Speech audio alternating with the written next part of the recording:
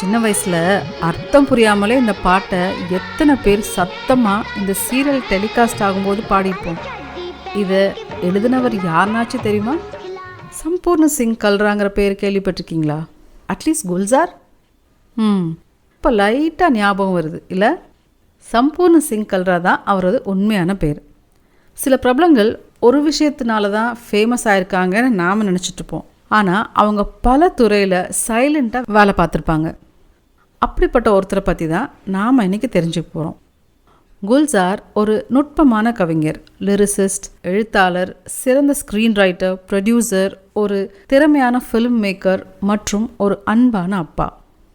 Hindi film இண்டஸ்ட்ரிக்கு பல மறக்க முடியாத, மக்களால் மிகவும் பாராட்டப்பட்ட பாடல்கள் கொடுத்த குல்சார் ஒரு சீக்கிய குடும்பத்தில் தீனாங்கிற இடத்துல 1934 பிறக்கிறாரு. அந்த இடம் இப்போ பாகிஸ்தானில் இருக்குது. பார்ட்டிஷனுக்கு அப்புறம் டெல்லிக்கு வராங்க. இவர் எழுத்தாளர் ஆகிறது இவரது அப்பா கண்டிச்சப்ப சம்பூர்ண சிங் குல்சார் தீன்விங்கிற பேரில் எழுத ஆரம்பித்தார். காலேஜ் படிக்கும்போதே மியூசிக்கில் இவருக்கு ஆர்வம் ஏற்பட்டது. அதுக்காக பக்கத்து வீட்டில் போய் ப்ராக்டிஸ் பண்ணியிருக்காருன்னா பாருங்களேன். Bollywood senior most top lyricist ஒரு காலத்தில் கராஜ் மெக்கானிக்காக வேலை பார்த்தாருன்னு சொன்னால் நம்புவீங்களா? ஆமாங்க, கஷ்டப்படுற காலத்தில் சில நாட்கள் இவர் மெக்கானிக்காகவும் வேலை பார்த்துருக்காரு.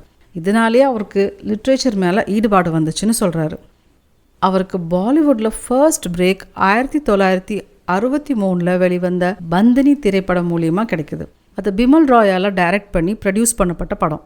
அதில் இவர் அசிஸ்டன்ட் டைரக்டர் வேலைக்கு தான் சேர்ந்திருக்காரு. ஆனால் அவங்க பாடல் எழுத சொல்லியிருக்காங்க. நான் லிரிசிஸ்ட் ஆக மாட்டேன்னு சொல்லி அந்த ஆஃபரை நிராகரித்தப்ப அந்த படத்தின் மியூசிக் டைரக்டர் S.T. பர்மன் அவரை கன்வின்ஸ் பண்ணி மோரா கோரா அங்குங்கிற பாடல் எழுதியிருக்காரு குல்சார். அந்த படத்தின் சக்ஸஸ்க்கு அப்புறம் பிமல் தா இவரை ஃபுல் டைம் அசிஸ்டண்ட்டாக வச்சுட்டாராம். குட்டி படத்தில் இவர் எழுதிய கோமன் கி சக்தி தேனா ப்ரேயர் சாங் இன்றைக்கும் பல ஸ்கூலில் பாடப்படுது. குல்சார் ஹிந்தியில் மட்டும் இல்லை, உருது, பஞ்சாபி, பிரஜ் பாஷா, கடி போலி, ஹரியான்வி, மார்வாடி போன்ற பல மொழிகளில் எழுதுவார். ஆஷிர்வாத், ஆனந்த், சங்கர்ஷ், காமோஷி போன்ற படங்களுக்கு டயலாக் எழுதுனதுக்கப்புறம் குல்சார் டைரக்ட் பண்ண முதல் படம் 1971 வெளிவந்த மேரே அப்னே. மணிரத்னம் படங்களில் பஸ் மற்றும் ட்ரெயின் ஷாட்ஸ் எப்படி முக்கிய அங்கமாக இருக்குதோ, குல்சார் படங்களில் ஃப்ளாஷ்பேக் சீன்ஸ் கட்டாயம் இருக்கும். அவரது கருத்துப்படி ஒரு படம் கடந்த காலத்தின் பிரதிபலிப்புகள் இல்லாமல் கம்ப்ளீட்டே ஆகாதுன்னு சொல்லுவார். ஸ்கூல் காலத்திலிருந்தே டெகோரின் படைப்புகளை டிரான்ஸ்லேஷன் மூலியமாக படித்து பெங்காலி கல்ச்சர் மற்றும் பெங்கால் மேலே ஏற்பட்ட ஈர்ப்புனாலேயோ தானோ பழுப்பு கலந்த பச்சை நிற கண்கள் கொண்ட பெங்காலி அழகியான ராக்கியை காதலிச்சு 1973 கல்யாணம் பண்ணிக்கிறாரு. அவங்களுக்கு மேக்னாங்கிற ஒரு அழகான பெண் குழந்தை பிறக்குது. மகள் பிறந்த ஒரு வருஷத்துக்கு அப்புறம் டிவோர்ஸ் பண்ணிக்காம 2 பேரும் பிரிஞ்சு வாழ ஆரம்பிக்கிறாங்க.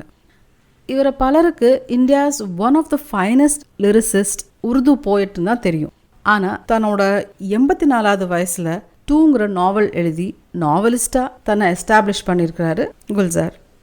இவர் டைரக்ட் பண்ண படங்கள் ஒவ்வொன்றும் ஜெம்ஸ்.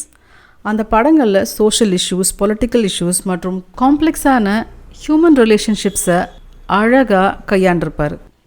இவரை பற்றின இன்னொரு சுவாரஸ்யமான விஷயம், இவர் குழந்தைகளுக்காகவே பல கதைகள் டைரக்ட் பண்ணி பல பாடல்களும் எழுதியிருக்காருங்கிறது தான். டிடியில் வெளிவந்த Denver, the last dinosaur, the jungle book, Alice in the wonderland, potli Baba கி, அப்புறம் சோன்பரி, மோட்டு பத்லு, கட்டு பட்டு போல குழந்தைகள் பார்த்து ரசித்த fantasy serials, Japanese animation series வர டைட்டில் சாங்ஸ் இவர் தான் எழுதியிருக்காரு. சாகித்ய அகாடமி மற்றும் தாதாசாப் பால்கே அவார்டு வின்னரான குல்சார் கிட்ட எப்போவுமே குழந்தைத்தனமான துருதுருப்பு பார்க்கலாம். அதனால தானோ கரடி டேல்ஸ் கூட கொலாபரேட் பண்ணி சில பஞ்சதந்திர மற்றும் ஜாதக கதைகளை இவர் வாய்ஸில் நரேட் பண்ணியிருக்காரு. இவர் இந்தியன் கிளாசிக்கல் மியூசிக் லெஜண்ட்ஸ்கள் ஆன பீம்சேன் ஜோஷி மற்றும் உஸ்தாத் அம்ஜத் அலி கான் மேலே பண்ணின டாக்குமெண்ட்ரிஸ் பார்த்துருக்கீங்களா?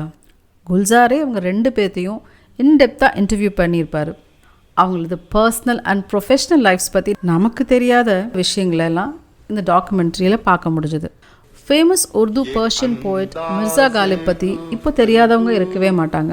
ஆனால் டிடி நேஷ்னலில் முதலாக இவரை பற்றின சீரியல் எழுதி ப்ரொடியூஸ் பண்ணது குல்சார் தான். எழுத்தாளர்னால இவர் லிட்ரேச்சர் பேஸ் பண்ணியும் 2 சீரியல்ஸ் எடுத்திருக்காரு. ஒன்று தஹரீர் முன்ஷி பிரேம்சந்த் கி, உபன்யாஸ் சம்ராட் பிரேம்சந்த் பற்றியும் அவரது படைப்புகளை பற்றின கதை இது. இன்னொன்று ஓம் பூரி, இர்ஃபான் கான் போன்ற பல பிரபல நடிகர்கள் நடித்த கிர்தாருங்கிற சீரியல்.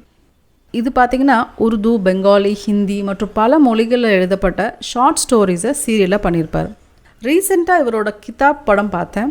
படிப்பு வராத ஒரு சின்ன குழந்தை வீட்டை விட்டு ஓடி போகிற கதை. அந்த குழந்தையின் மனசில் என்ன ஓடுது, ஏன் இப்படி பண்ணுது பார்க்கும்போது அது கொஞ்சம் ஆட்டோபயோகிராஃபிக்கலாக தோணுச்சு. நான் சொன்ன படங்கள், சீரியல்ஸ் அண்ட் டாக்குமெண்ட்ரிஸ் யூடியூப்பில் இருக்குது, முடிஞ்சால் பாருங்கள். இந்தியாவின் ஃபிலிம்ஃபேர், கியான்பீட், பத்மபூஷன் மட்டுமா வாங்கியிருக்காரு.